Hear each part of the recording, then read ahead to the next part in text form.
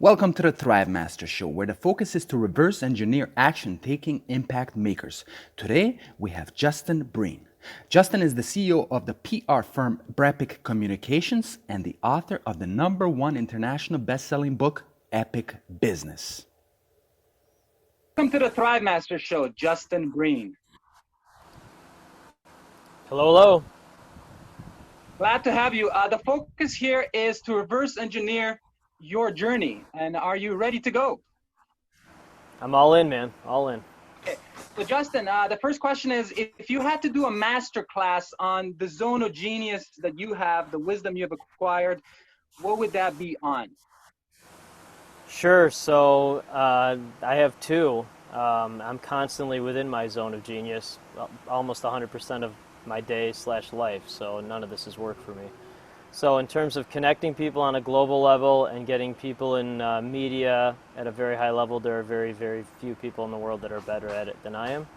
But I'm essentially useless to society besides that. So I know what my really high-level genius strengths are, and I know what I'm not good at. So I'm constantly in my zone of genius. Wonderful. We'll get back to that zone of genius a bit later. Let's go over your story. Going back to your childhood, what was your favorite moment and how was it in general? My favorite moment as a child, wow, that's a really good one. Going bass fishing with my dad and my younger brother. We were in Florida. I was maybe 7 or 6 years old, and that was a really good time. One of the best memories I had with my dad, for sure. Now, going a little bit forward from there, was there a hint of what you would be doing, what you are doing today, back in your childhood? One of the first photos of me ever was taken. I was maybe 6 months old, and I was sitting on my mom's lap, and I was reading the Chicago Sun-Times newspaper.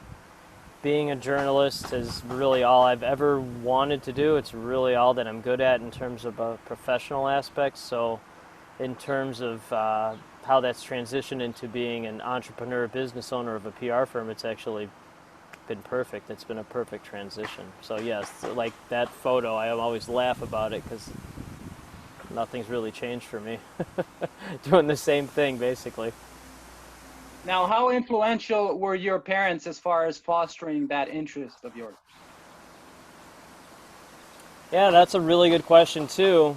I like the deep dive into my childhood. My father died when I was 13. And so he was 61 when I was born. He was a soldier in World War II, an attorney in the Nuremberg trials, fought in the Battle of the Hurtgen Forest, which was one of the bloodiest battles in World War II. And so he kept a diary of his experiences while he was fighting there. And I'm 43 now, so he died when I was 13. And I found that diary, started reading it after he had died, and I write exactly like he does. Exactly, very direct. Weeds out all nonsense, and I'm like, oh, so that's my most cherished possession on earth, besides my family and all that. That's the one thing I'd pretty much save out of a burning house in terms of material goods. So I have his spirit and his ability to communicate living through me, even though he's long gone. My mom, she was 27 when I was born, and I used to think that I had literally had nothing in common with my mom except we like butter and ice cream a lot. We like dairy products. But actually, since I'm becoming an entrepreneur, I realized I have her hustle. My mom has incredible hustle. And I just didn't know I shared that with her until, at least really fully understood it until starting this path. So I'm a lot like my mom in that regard. Now, when did your journalistic career pick up momentum? I mean, it's always done well. I was a journalist I graduated from the University of Illinois in 1999. So I was a full-time journalist from 1999 to 2017, and before that I worked at my high school TV station doing sportscasting, and I was at the Daily Illini, which is the University of Illinois college newspaper. So it's always done well. My journey into becoming an entrepreneur is a very quickly said story that was quite a journey. But so February 10th, 2017, I had a 5-minute meeting with the news site's owner and managing editor. I had my job salary cut in half. Not did anything I had done wrong, but just it's journalism. That's what happens. So tried to find a full-time job over the next couple of weeks. Couldn't find a full-time job. Incorporated April 16th, 2017. My company's called BrEpic. While I was still working full-time at a reduced salary. So from April 16th, 2017 to June 1st, 2017, so about 6 weeks, I reached out to 5,000 people to find my first 5 clients. So 999 no's for every yes. Got my 5th client on June 2nd, I think. Resigned from my job the next day, and then Robert Feeder, he's the top media columnist in the Midwestern portion of the United States. He did a story that I'd started my firm. So that's the origin story of my company. So now your mindset of being able to handle the no's, because you reached out to 5,000 people. It's entrepreneur life. How important is that, and where does that come from? Yeah, so I'm an entrepreneur who happens to be a journalist. I just realized that now after having my own business for 3.5 years. That's a big difference than a journalist who is a journalist, or an entrepreneur who happens to be an attorney as opposed to an attorney happens to be an attorney. There's a very big difference there. So being an entrepreneur, it's a different way of thinking. It's a different mindset. And if you can't handle overwhelming rejection, if you can't handle roller coaster of anxiety, if you can't handle potential bankruptcy, massive depression, then don't become an entrepreneur. It's not all sunshine and rainbows, and most people can't handle those 4 things I just mentioned. That's why you don't see a lot of entrepreneurs or successful entrepreneurs, because most people can't handle that. But if you can, and you do have that mindset, then you get to a place where I'm at, where I'm just sitting in my backyard and enjoying my life and working with some of the best people in the world and making as much money as I want to and seeing my family whenever I want to and weeding out all the noise and nonsense. But it was a journey and path to get here, and that's why I wrote my book, because I want people to people are like, how did you do this? I'm like, I don't, just this is how I did it. Here's my book. So there you go. Very straightforward. Now connect me the dot between journalism and the PR that you are doing today. Yeah, so essentially there's no difference at all between what I did as a journalist and what I do now, other than a little bit of the client information is blended into each story. So most successful entrepreneurs on a global level, it's a very quick process. They see a problem, they create solution to problem solved, successful company. So that's all I did in this space. I saw a problem, meaning my entire business model is based on how PR firms annoyed me for 20 years. Because most PR firms just simply annoy. Yeah, people like you laugh at that, but that's why entrepreneurs come up with solutions to problems, because they're annoyed. So I was annoyed by getting press releases from people I didn't know hundreds of times a day. So I created a model that solved that problem, and now I have a successful global business. The reason I laughed was it reminds me of how Uber was started, because the founder was pissed off. That's the same thing. There's no difference in that, other than, most entrepreneurs, most companies, their 10xing has to do with employees or office space or technologies. I don't really care about any of that stuff. My 10xing in life is about network on a global level, because when you 10x your network on a global level, it creates endless opportunities for your network and yourself. And my other 10xing is experiences in life with my family, because when you have a good family life, you have a good life. So everything else just kind of fades away, and I just focus on my zone of genius and what I like to do and what I'm good at. Now, can you share some of the experiences you've had with your family that were important to you? Yeah, so I have, my wife's awesome, Sarah. She and I met the day before she started medical school. She's a pediatrician. So I guess if there's anything in corporate world comparable to being an entrepreneur, it's going, from what I've seen, going through medical school and rotations and that chaos. We have 2 amazing sons, Jake and Chase. They're 7 and 6. the necklace that I'm wearing, Jake, my son Jake made this. It's his first business. He started his first business already. He's a great kid. Already definitely wants to be an entrepreneur. And then 6-year-old wants to be a Navy SEAL. So Chase, he's an amazing little guy. He's just like my wife, super cuddly and sweet. And I just observe him because I'm not like that really.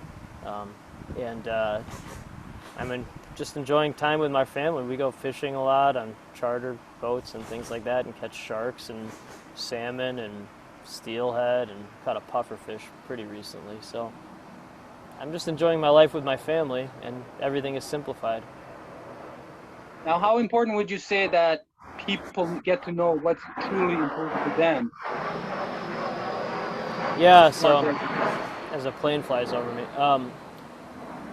So what I have found is a good part of my day is talking to, on a global level, super successful entrepreneurs. I have between 5 and 10 conversations with people like that every Monday through Friday. And most of them are running high 6-figure to 10-figure businesses. And I'm kind of like a sponge. So what I found is most people are miserable with their jobs or whatever their lives is because of what you just said. They never, for 2 reasons. They never find out what they're actually good at and what they like to do. So that's one. And if they actually do find that out, they don't do anything about it, meaning they don't pursue a career or pursue a passion where they're in their zone of genius. So again, I only do what I like to do and what I'm good at. There's no deviation from that. So I work exactly 0 hours a week. None of this is work for me at all. It's just fun, and it just keeps building and building and building. So I'm really enjoying it, and the company's just a little over 3 years old, so it's just going to keep getting better and better and better. Can we go a little bit into your epic business book? Sure. So there was no intent to write it.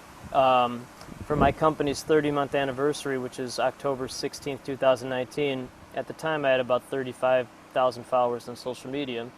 And so at the time I posted a list of 30 things that I had learned from some of the top entrepreneurs in the world, and those things that I had put into my company.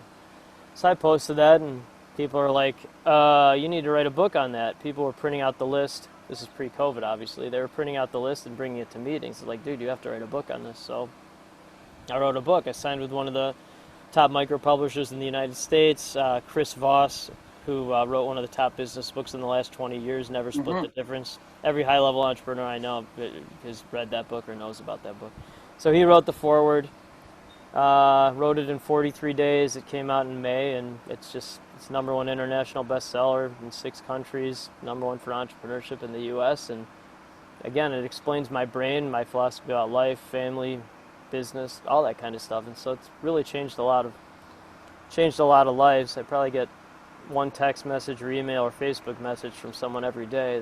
They're saying, wow, I really appreciate you writing that, because it's really helped me kind of turn the switch on in terms of what really matters in life and prioritizing things. So that's really why I did it. Can we go over the first 3 chapters just briefly? Is it possible? Sure. I mean, you'll have to tell me the order. I don't remember. I will. I have it. No, I have it written here. So Good. Chapter 1, prioritize family time over work time. Yep. And you seem to have done that. Yeah, so the first sentence of the book, I don't have it verbatim, but is if you don't put your family first, just put the book down, because there's no reason to continue. I mean, people are like, well, how are you running a global successful company that is very profitable, and you're spending all this time with your family? Well, I go, because I prioritize family first. Everything else is gravy. So most folks, they prioritize business and revenue. I'd prioritize profit and family. I should say family and profit. So it's pretty simple. Again, I'm very, very direct. I'm the highest D on disc you can imagine. So again, most of the people in my network on a global level, these are tens of thousands of some of the most successful people on earth. They all pretty much think like that. They're all family first. So Chapter 2, do what you love to do and what you do best. Yeah, so that's Zone of Genius. That's my company's entire mantra. It's all about being in my unique ability, just doing what I like to do and what I'm good at, and trying not to be everything for everyone. My firm does one thing at a crazy high level for a certain type of person that understands the investment abundance, joy-filled mindset, and everyone else just kind of fades away. They think I'm an alien or something, but that's fine. I don't, you know, I don't want those folks in my network anyway. And chapter number 3, work with people who view partnership as investments, not costs. Right. So that's the number one thing that people who have read the book, that's the number one thing they said they've appreciated it, because people look at things as costs or ask me what I charge within 5 or 10 minutes. They pretty much go away from my life almost instantaneously, because they're looking at things in a transactional way as opposed to a relationship way. The partnerships I have with clients or people in my network or whatever, it's all relationship based. The byproduct is the transactional. You don't lead with, well, again, based on my experience, I just don't lead with transaction. I lead with real relationship and genuinely adding value to people's lives. Byproduct is my company's insanely successful. So again, most people lead with transactional, I think the future of business is going to be like my business model, and you're starting to see it already, but my business model is high price point, low overhead. You leverage your network on a global level to create endless opportunities for your network and yourself, and you're easily able to pivot. So there's no need for employees, there's no need for office space, there's no need to have constant new technology. You just do one thing at a very, very high level. You're easily able to pivot, and you create value for people, they create value for you. So I haven't done anything outbound salesy in 2 years. I've done no gimmicks, none of that nonsense. It's just warm intro after warm intro. Now, where can everybody get this book? Sure, I appreciate you asking that. It's on Amazon, Books A Million, Barnes and Noble. It's in Target. I think it's going to be at Walmart. Anywhere really. If you just look up Epic Business and my name, Justin Breen, you'll be able to find it pretty easily. It's on Audible too. So. Now, we're in some new times. We're in the COVID times. What did you have to do differently or double down on during this time? Nothing. That's what I mean. So the only thing that's changed is no in-person meetings. So that's why, and I felt all this before COVID. This isn't some novel thing that's because of COVID. I think I strongly feel more folks will have my company's business model. I think COVID has accelerated that. But nothing has changed other than because I only work with people that look at things as investments, not costs. Those people are leveraging this as the greatest opportunity ever, meaning they're investing heavily now, not only to dominate now, but 3 years from now, 5 years from now. And the ones that invest now, those are the ones that are killing it now, and then they're setting themselves up for dominance 5, 10 years from now. Most people are scaling back, cost scarcity mindset, and those are the ones that are going to be left behind. Justin, thank you very much. Where can people follow you? What's the best place? Sure, I actually like how you ask that, because people are they're like, well, what's your website? I'm like, well, you can go to my website, but on LinkedIn I have about 22,500 followers. I use it as a commercial for other people, so Justin Breen on LinkedIn, and yeah, please connect with me there. Thank you so much.